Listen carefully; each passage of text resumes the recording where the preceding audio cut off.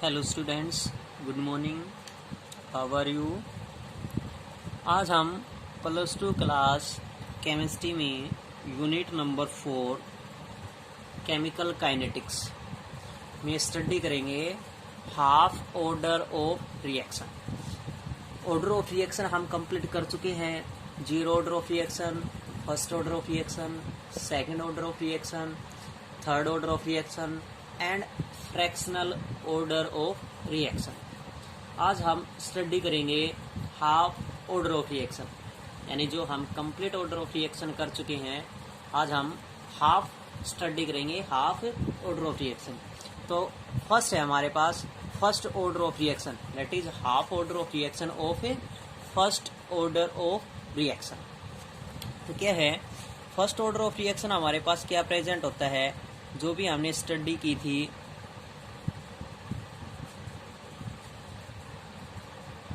First order of reaction में, जो हमारे पास इक्वेशन निकल के आई थी वो थी KT = 2.303 log of R concentration at initial and R concentration at final stage। दो हमारे पास रिएक्शन मेजर हुई थी, जो हमने कल स्टडी की थी, उसमें जो इक्वेशन फाइंड आउट हुई थी उसमें। तो हमें किसकी वैल्यू फाइंड आउट करनी है? हमें तो half time period find out करना है। तो क्या फाइंड आउट कर लेंगे हम? टी को एक तरफ रख लेते हैं और वैल्यू क्या आ जाएगी हमारे पास 0.303 बाई के log of concentration of R note by concentration of R। ये हमारे पास वैल्यू फाइंड आउट हो जाती है। और हमें क्या फाइंड आउट करना है? हाफ। तो for half life period, half life period कह लीजिए या हाफ टाइम पीरियड। तो जब हम हाफ लाइफ पीरियड या half time period find out करेंगे तो उसमें हमारे पास वैल्यू क्या हो जाएगी? जो टी हम कंप्लीट लेके चल रहे हैं वो टी क्या हो जाएगी? हाफ हो जाएगी। और जो हम कंसंट्रेशन लेके चल रहे हैं वो भी क्या हो जाएगी? हाफ हो जाएगी। तो क्या हो जाएगी? टी का क्या हो जाएगा हमारे पास? टी हाफ हो जाएगा। और जो हम कंसंट्रेशन आर लेके चल रहे हैं फाइनल स्टेज पर, कंप्लीट कंसंट्रेशन लेके चल रहे हैं, वो हाफ लाइफ पीरियड में क्या हो जाएगी? हाफ हो जाएगी। तो इसी इक्वेशन में हम वैल्यू पुट करें, क्या टी की जगह हम पुट करें 1/2 हाफ, और आर कंसंट्रेशन जो हमारे पास प्रेजेंट है उसकी जगह क्या पुट करें? R0/2। तो वैल्यू क्या हो जाएगी? 2.303 बाई के log ऑफ, ये तो हमारे पास कंसंट्रेशन प्रेजेंट थी R0। उसके बाद R की जगह हमें क्या पुट करनी है? R0/2।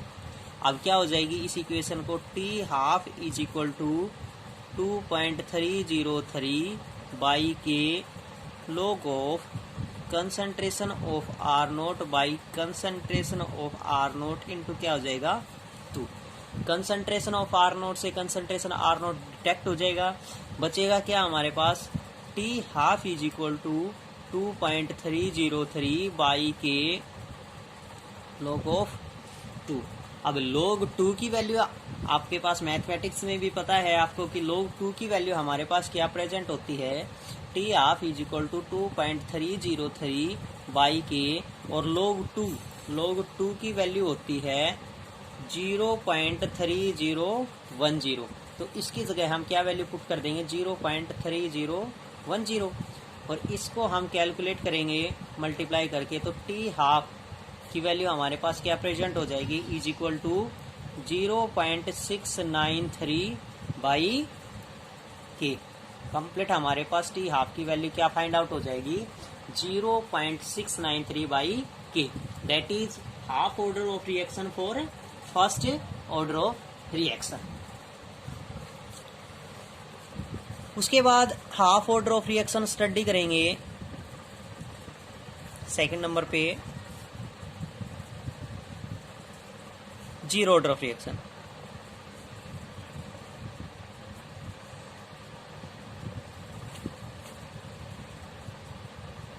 अभी हमने फर्स्ट ऑर्डर ऑफ रिएक्शन के लिए half life period find out किया था, अब हम किसके लिए फाइंड आउट करेंगे? जीरो ऑर्डर ऑफ रिएक्शंस के लिए। तो जीरो ऑर्डर ऑफ रिएक्शंस के लिए क्या हो जाएगा? के टी, वही इक्वेशन लेके चलते हैं जो हम स्टार्टिंग में लेके चलते हैं, सेम एज टी की इक्वेशन ही। तो क्या हो जाएगी, concentration R naught minus concentration of R find out हो जाएगी जीरो ऑर्डर के लिए, जो हमने इक्वेशन फाइंड आउट की थी कल उसमें। तो के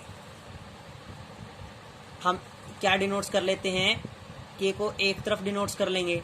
तो के को एक तरफ डिनोट्स करेंगे तो हमारे पास वैल्यू क्या हो जाएगी, T is equal to concentration of R naught minus concentration of R by क्या हो जाएगी, के। वही वैल्यू हमें पुट करनी है, T की जगह क्या पुट करना है, T हाफ पुट करना है, और कंसंट्रेशन ऑफ आर की जगह क्या पुट करना है, concentration of R naught by 2। तो वैल्यू क्या हो जाएगी, T is equal to concentration of R naught minus R की जगह क्या पुट करना है, R naught by 2, concentration of R naught by 2, और कंप्लीट के डिवाइड में क्या है, के, और T की जगह क्या पुट करना है, 1/2। तो वैल्यू क्या हो जाएगी हमारे पास, T half is equal to, complete एक में से हाफ चला जाएगा, क्या बचेगा हमारे पास, T R concentration half by 2, और डिवाइड में क्या बचेगा, के। तो T हाफ की वैल्यू हमारे पास क्या फाइंड आउट हो जाती है, concentration of R naught by 2 के, that is half order of reaction for zero order of reaction. उसके बाद थर्ड नंबर पर है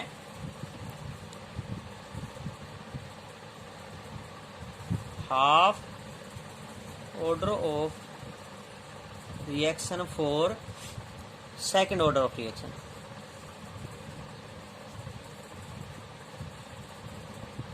सेकेंड ऑर्डर ऑफ रिएक्शन के लिए हम half life period, half time period किस तरीके से फाइंड आउट करेंगे, वही जो हमने कल इक्वेशन ली थी वही डिनोट्स करनी है। के टी इज इक्वल टू था 1 by concentration of R minus 1 by concentration of R note.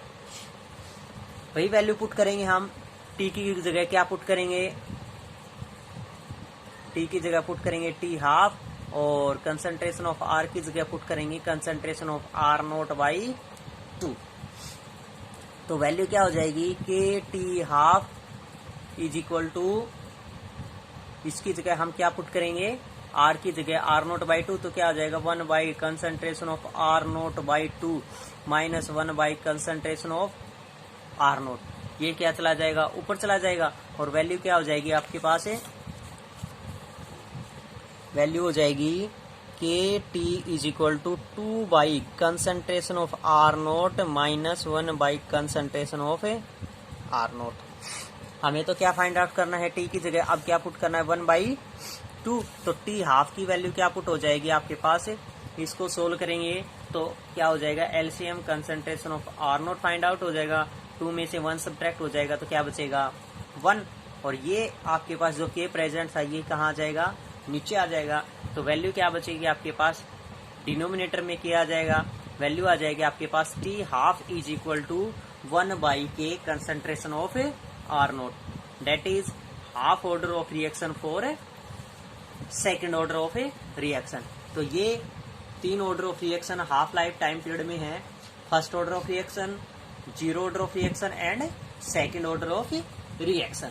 तो ये तीनों आपको अच्छे से स्टडी करने हैं कि हाफ लाइफ टाइम पीरियड आपके पास कैसे फाइंड आउट होता है।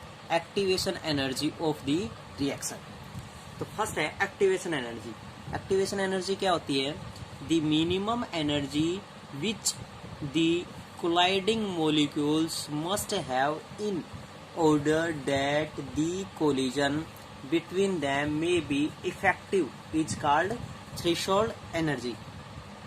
यानी थ्रेशोल्ड एनर्जी क्या होगी एक्टिवेशन एनर्जी में, the minimum energy which is collide molecules, यानी जो कोई भी कोलाइडिंग मोलिक्यूल्स प्रेजेंट होते हैं उन सभी कोलाइडिंग मोलिक्यूल्स को ऑर्डर में, सिस्टमेटिक ऑर्डर में कोलाइड करने के लिए जितनी मिनिमम एनर्जी की रिक्वायरमेंट होती है, that minimum energy is known as threshold energy. उस मिनिमम एनर्जी को क्या कहा जाएगा, threshold energy. The difference between the threshold energy and average kinetic energy of the reactant molecules is called activation energy. Activation क्या हो जाएगी, किसके बीच में डिफरेंस होगी, threshold energy and average kinetic energy of the reactant molecules known as activation energy. जैसे इसी को ही अगर हम एक ग्राफिकल रिप्रेजेंटेशन में शो करें तो किस प्रकार हो जाएगा, ग्राफिकल रिप्रेजेंटेशन में क्या लेके चलते हैं हम, X axis and Y axis. X axis में हमने डिनोट्स कर लिया कि रिएक्शंस है, कोऑर्डिनेशंस की हमारे पास प्रेजेंट है, वाई एक्सिस में प्रेजेंट है पोटेंशियल एनर्जी। अब इस पोटेंशियल एनर्जी में और रिएक्शन कोऑर्डिनेशन में आपके पास क्या क्या प्रेजेंट होते हैं, किसी भी केमिकल रिएक्शन में एक तो क्या प्रेजेंट होते हैं, रिएक्टेंट प्रेजेंट होते हैं और क्या प्रेजेंट होते हैं, प्रोडक्ट प्रेजेंट होते हैं। तो रिएक्टेंट की एनर्जी को हमने मान लिया ER, that is energy of reactant. EP को डिनोट्स कर दिया एनर्जी ऑफ प्रोडक्ट। तो हमारे पास क्या है, स्ट्रेट लाइन ग्राफ हो जाएगा किसका, एनर्जी ऑफ रिएक्टेंट और एनर्जी ऑफ प्रोडक्ट के लिए। जब हम इस मिनिमम एनर्जी, जब किसी भी मिनिमम एनर्जी जहां तक हमारे पास थ्रेशोल्ड एनर्जी कोलाइडिंग पार्टिकल्स के लिए पॉसिबल है, जहां तक हमारे पास किसी भी मॉलिक्यूल्स को कोलाइड करने के लिए एनर्जी, मिनिमम एनर्जी की रिक्वायरमेंट है, उस मिनिमम एनर्जी को क्या कहा जाएगा, threshold energy. That minimum energy required which the colliding molecules must have in order, यानी जितने भी हमारे पास कोलाइडिंग पार्टिकल्स प्रेजेंट है उनको कोलाइडिंग मॉलिक्यूल्स में कन्वर्ट करने के लिए, कोलिजन क्रिएट करने के लिए जितनी मिनिमम एनर्जी की रिक्वायरमेंट होगी, उस मिनिमम एनर्जी को क्या कहा जाएगा, थ्रेशोल्ड एनर्जी। उसके बाद energy of the reactant and the threshold energy difference, किसकी, रिएक्टेंट की एनर्जी के बीच में डिफरेंस और थ्रेशोल्ड एनर्जी के बीच का डिफरेंस क्या कहा जाएगा, एक्टिवेशन एनर्जी। दैट इज हम डिनोट्स करते हैं difference between the energy of threshold and the energy of reactant particles is known as activation energy. That is represented by EA, and activation is energy, activation energy. उसके बाद difference between the change in energy of the product and energy of reactant, energy of product and energy of reactant known as energy evolved, यानी complete reactant को product में convert होने के लिए जितनी कम से कम एनर्जी की रिक्वायरमेंट थी, उस कम से कम एनर्जी को क्या कहा जाएगा, delta H। That is difference between energy of product and energy of reactant known as energy evolved, यानी कंप्लीट कितनी एनर्जी की रिक्वायरमेंट थी रिएक्टेंट्स को प्रोडक्ट में कन्वर्ट करने के लिए। उसके बाद नेक्स्ट टॉपिक है effect of temperature on rate of reaction, यानी जो हम रेट ऑफ रिएक्शंस करते चले आ रहे हैं अब तक, उसमें इफेक्ट ऑफ टेम्परेचर, टेम्परेचर का क्या प्रभाव पड़ता है। Temperature has a marked effect on the rate of reaction, rate of reaction पर टेम्परेचर का बहुत इफेक्ट होता है।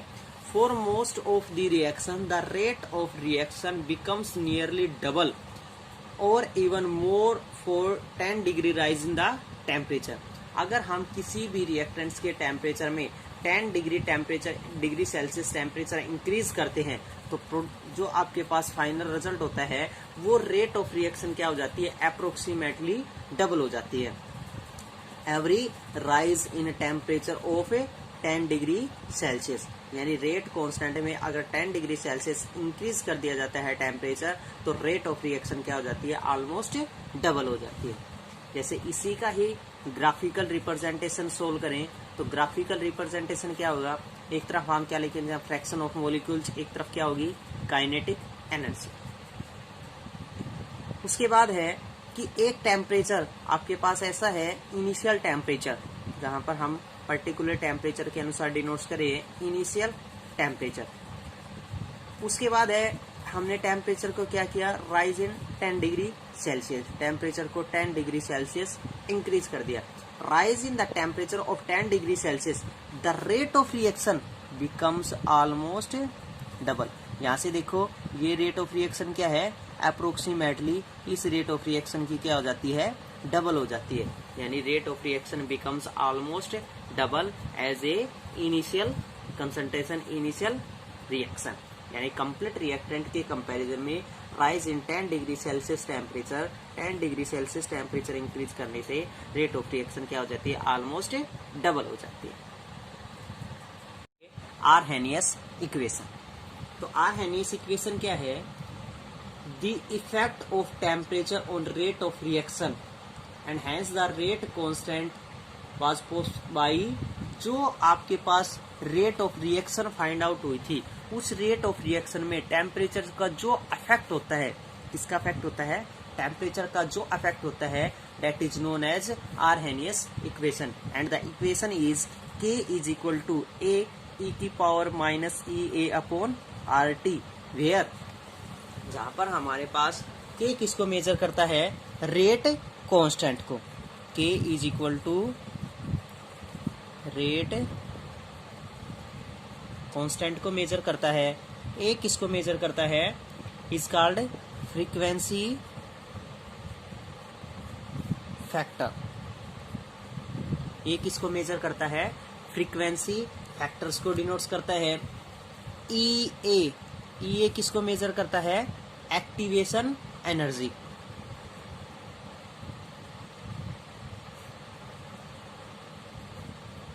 ये किसको मेजर करता है, एक्टिवेशन एनर्जी।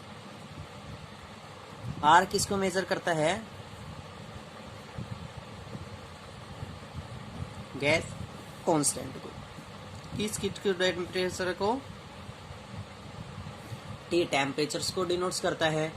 और EA E की power minus EA upon RT किसको मेजर करेगा, कंप्लीट डिनोट्स करेगा फ्रैक्शन मॉलिक्यूल्स। अब इस कंप्लीट आरहेनियस इक्वेशंस में हम स्टडी कर रहे हैं, और कंप्लीट इसी में ही अगर हम एक और बात करें, A and EA both are called Arrhenius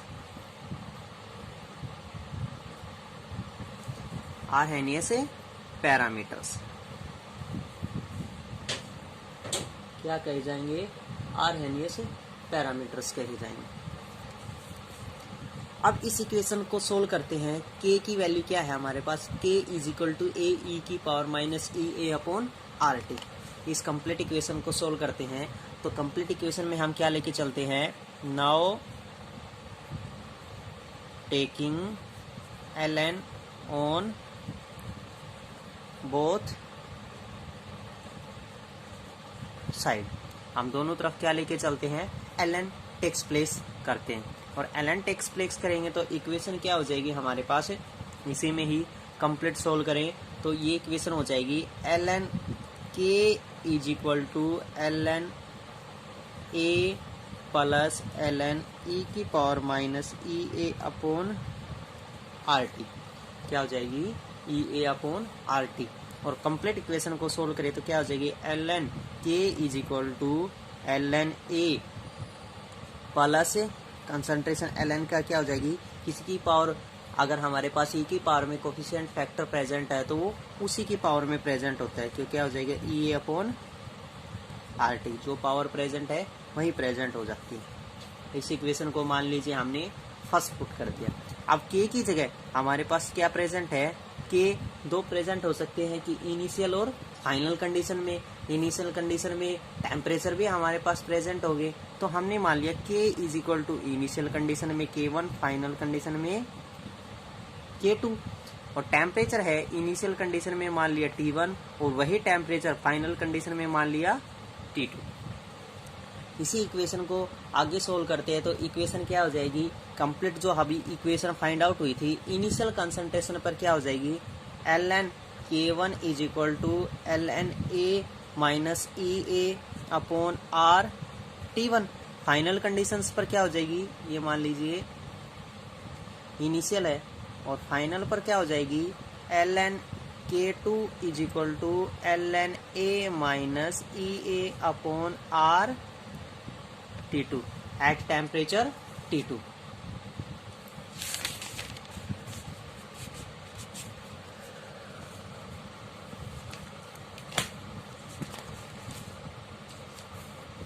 temperature T2 पर आपके पास ये वैल्यू प्रेजेंट हो जाएगी। इसके बाद अगर हम आगे और सबटेक्स्ट वैल्यू फाइंड आउट करें कि जो आपके पास final and initial value present है, उस फाइनल और इनिशियल वैल्यू में क्या डिनोट्स करें, final difference between final and initial concentration, यानी फाइनल और इनिशियल कंसंट्रेशन में डिफरेंस फाइंड आउट करें तो क्या हो जाएगी, ln K2 minus ln K1 हो जाएगी, और क्या हो जाएगी प्रोडक्ट में ln A minus EA upon R T2 minus ln A plus minus का क्या हो जाएगा plus EA upon R T1। ln से ln कैंसिल हो जाएगा, बचेगा क्या हमारे पास ln K2 minus ln K1 is equal to क्या हो जाएगा, कॉमन क्या है दोनों में, EA R और R, तो फाइनली क्या हो जाएगा आपके पास EA अपॉन R और क्या हो जाएगा 1 बाई, देखो हम क्या डिनोट कर देंगे 1 बाई क्या हो जाएगा T2 माइनस 1 बाई, यानी ये किस में हो जाएगा हमारे पास माइनस में प्रेजेंट होगा, ये किस में हो जाएगा प्लस में, क्या हो जाएगा T1। अगर इसी को ही माइनस और प्लस हम थोड़ा चेंजमेंट करके लिखें तो क्या हो जाएगा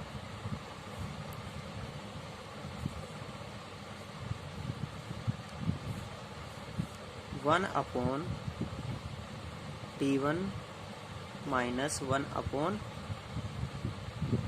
T2। एलसीएम लेके चलेंगे तो एलसीएम में क्या हो जाएगा ln K2 minus ln K1 is equal to EA upon R, और इसका एलसीएम लेके चलेंगे तो एलसीएम क्या हो जाएगा temperature T1 and T2, T1 से T1 कैंसिल, क्या बचेगा T2 माइनस T2 से T2 कैंसिल, बचेगा क्या T1, T2 माइनस T1, और ln A minus B, ln A minus ln B किसके इक्विवेलेंट होता है, या ln M minus ln N भी डिनोट्स कर देते हैं हम, ln M minus ln N भी डिनोट्स कर देते हैं, और वो किसके इक्विवेलेंट होता है log of M by log of N by M, किसके इक्विवेलेंट होता है log of M by N के इक्विवेलेंट होता है, तो log of M by N के इक्विवेलेंट हो जाएगा, तो क्या डिनोट्स कर देंगे हम ln K2 by K1 is equal to value हो जाएगी आपके पास इसी में इज इक्वल टू हो जाएगी EA upon R T2 minus T1 by T1 T2। अब ln की वैल्यू अगर हम पुट करें तो ln x किसके इक्विवेलेंट होता है, ln x is equal to होता है 2.303 log ऑफ x के इक्विवेलेंट होता है, किसके इक्विवेलेंट होता है log ऑफ x के इक्विवेलेंट होता है। तो इस कंप्लीट वैल्यू में K2 बाई K1 को हमने मान लिया x, तो क्या हो जाएगी वैल्यू हो जाएगी 2.303 log of K2 by K1 is equal to क्या हो जाएगी EA अपॉन R, टेम्परेचर हो जाएगा T2 minus T1 by T1 T2। Complete equation को जब हम इसको राइट हैंड साइड में लेके जाएंगे तो वैल्यू हो जाएगी आपके पास present log of K2 by K1 is equal to EA upon 2.303 R into हो जाएगा T2 minus T1 by T1 T2। ये क्या है कंप्लीट सॉल्यूशन हो चुका है हमारे पास फाइंड आउट, यानी log of K2 by K1 is equal to EA upon 2.303 R into T2 minus T1 upon T1 T2, that is known as Arrhenius equation. Thanks for today.